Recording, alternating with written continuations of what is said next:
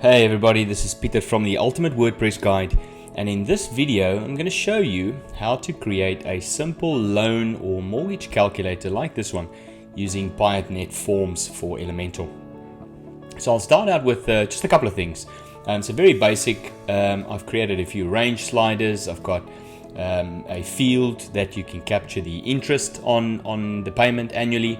I've got a repayment period, and then I've got a few calculated forms which we'll look at in a bit more detail on the total repayment, the total interest paid, and then obviously the estimated monthly repayment. So quite easy to set up. So just to show you how it works, I select a loan amount, I specify the interest rate, and then I can specify the repayment period. And as you can see, as I adjust the repayment period or even the interest rate, these values dynamically update based on the values that it captures in the fields above. So the loan payment, the annual interest payment, and also the repayment period. Okay, so let's go ahead and jump over to the back end and I'll show you how it's done. So heading over to just an empty page that I have, I've created a section with a column in the middle just to split it out in between two smaller columns, just to get the desired size that I want. And I started off by just creating a very simple title heading, normal Elementor stuff. And this is where I've created a few form fields from the Piotnet Forms widgets. So I start off with a loan amount form. So as you can see here, I've got a form ID, which I've kept consistent, obviously across all these fields. And then I specify the field ID, and in this instance, I've called it loan amount. That generates the loan amount shortcode, and we'll get to use all of these shortcodes quite extensively when we get down to the calculated fields. But don't worry, you don't have to remember all of these expressions and calculations.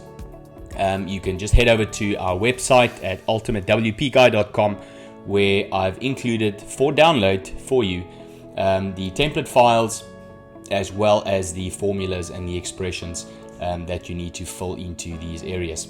So back on the loan field, you'll see there that it's a range slider.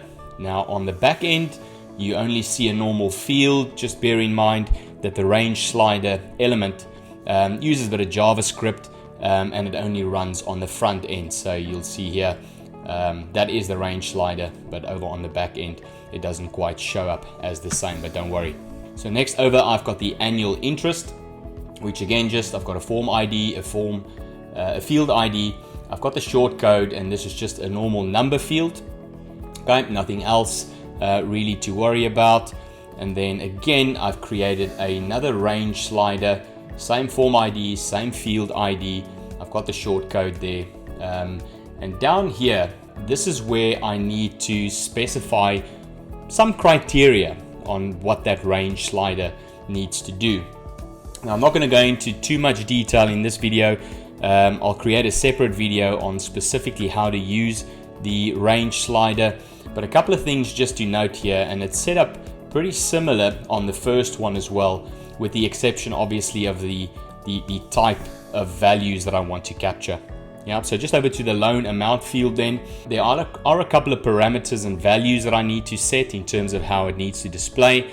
So I've got a skin here, which gives it a more rounded shape, which is just that round dot over there, or the round handle. And then I've got the option to set either a single or a double. In this instance, it's a single. So check out the other video on range sliders coming soon on the difference between the two. And here I set the grid. So you'll notice the difference in the two fields here. I've got a grid below this that shows the step value, whereas on the other field, I've actually excluded that. So if I head over to this field here, you can see that there is no grid parameter on this one. So back onto the first one, I've set the grid to true, and I specify a minimum value, which is the 0 value of the loan amount. I set up a maximum value of $100,000, and then I want the handle to start from the 0 value, and it needs to step up in $1,000 increments, and I just want to prefix that value with the dollar symbol. So as you can see here, if I just reset this real quick, you'll see that by default it starts on the 0. I can increment it. There are my prefixes. Here's the grid down below. Whereas on the second one, I've omitted the grid, but I still set up the parameters to step in a particular form. Yeah, in this instance though, it doesn't start on 0, it starts on 1, so that it can calculate immediately from the first year of the payment. Yeah, whereas this, I want to be able to start off with any value that I want starting from 0. So then heading over to the other range slider, so here you can see slightly different. So I still use the round skin. It is the single type range slider. I want to start with a minimum value of 1, a maximum value of 10. It needs to start from 1. So I could have started that from 0, but that doesn't quite make sense. You know, my repayment periods will usually start 1 and upwards. And then I want to step that incrementally in values of 1. So next over to the calculated field. So here I've got the first calculated field, which is the total repayment. So again, I've got a form ID, I've got a field ID, and I've selected the option of the calculated field. And over here in the calculation section is where I need to specify the expression that it needs to use to capture the information from the 3 fields above. Now, I've put all of these in a text file for you, so you can see that there's my total repayment. Yeah, so all it does is it takes the monthly payment value, it multiplies that by the loan repayment period, which is in years, so therefore I need to just multiply that by 12 to get that to a monthly value. Got the total interest here, which is the total payment minus the loan amount, and then a bit more complicated is the actual monthly repayment that calculates the mortgage or the loan repayment based on the parameters for the interest and so on.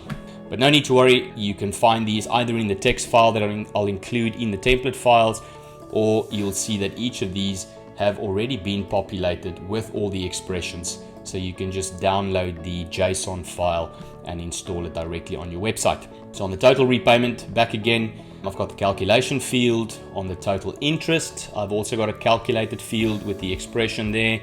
And then lastly, I have the estimated monthly repayment, which is that first formula that you saw, which is quite intense, but all of that is already included in this file. And that's really all there is to it. Very simple, created a loan calculator form with Piotnet Forms, very easy. So go ahead and download the template files from the website and you're ready to get started pretty quickly. Thanks for watching. I hope you enjoyed this video. If you found it useful or helpful, please let us know in the comments below. And if you haven't done so already, please subscribe to our channel, hit the bell for notifications, and stay tuned for more great content.